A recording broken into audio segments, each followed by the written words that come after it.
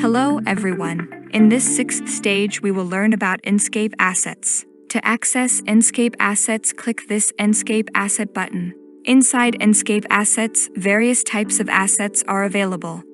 However, accessing these assets requires an internet connection. Okay, let's try placing a tree object.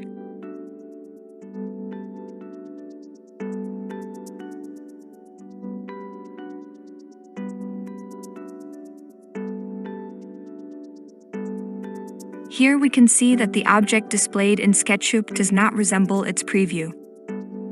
But don't worry, this object will appear intact in Enscape. Enscape does this to ensure that the SketchUp viewport remains lightweight. To speed up the use of assets in Enscape, let's try downloading all the assets in Enscape for offline use. Here there is an option for offline asset library. Next, click this folder icon to set the directory folder.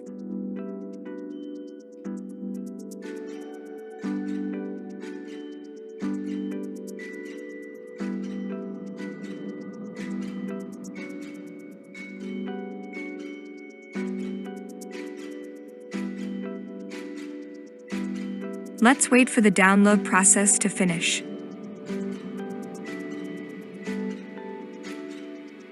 And the offline assets are ready to be used.